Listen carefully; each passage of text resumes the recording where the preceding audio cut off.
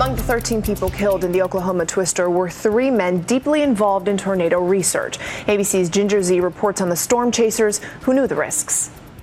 The tornadoes moved in quickly, the second time in 2 weeks, and they were deadly. The interstates packed with terrified families, drivers trying to escape before the tornadoes hit.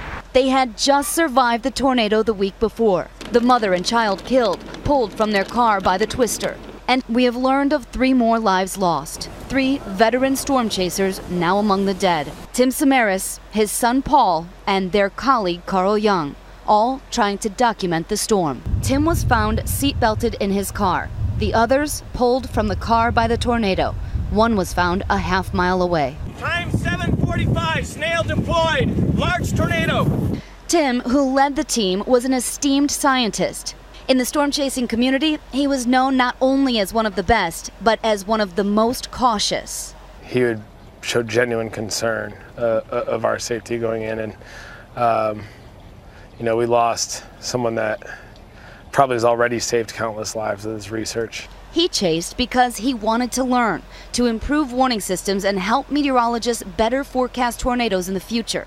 Just this past year, we documented one of his scientific expeditions, Tim and his son taking us along. One of their many goodbyes to his wife, Kathy. See you later. Have a good trip. Yep. Much of his recent research funded by National Geographic. In a statement, they said, "We are shocked and deeply saddened. He was a courageous and brilliant scientist who fearlessly pursued tornadoes and lightning in an effort to better understand these phenomena." On our trip, Samaras showed me his baby, the Kahuna, what could be the fastest camera in the world. Actually, 82 cameras in one. It helped him firsthand studying the birth of a lightning strike. Our journey took us 800 miles in 4 states. But he also knew the real dangers of doing this. At times, I have mixed feelings about chasing these storms. On one hand, they are incredibly beautiful. On the other hand, these powerful storms can create devastating damage that change people's lives forever.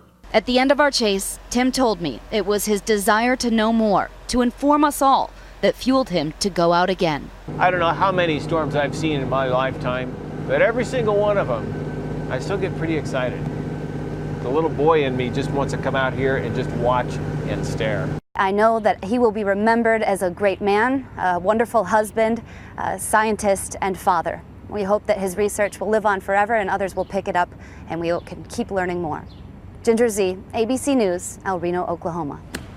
It's such a sad story, such a loss. And there's a picture on Twitter and Facebook that's getting a lot of play. We want to show it to you.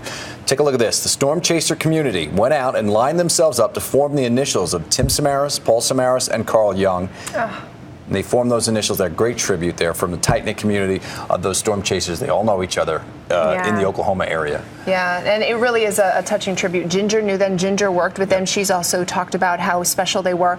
And Tim's brother, Jim, also gave a statement, and he essentially said that they all unfortunately passed away doing what they loved, chasing tornadoes. And now he says he looks at that as the big tornado in the sky when he thinks about his brother, his nephew, and the colleague that they worked so tightly with trying to do this research. He was a real pro. This wasn't some guy who was just half-cocked running out after tornadoes. He was a real authority on it. They were meteorologists, they were scientists, he was an engineer. They knew what they were doing, they really did. It's just that when you think about the dangers that they put themselves in, they were passionate about it. They wanted to bring the research back home so that we could learn about these tornadoes. No doubt.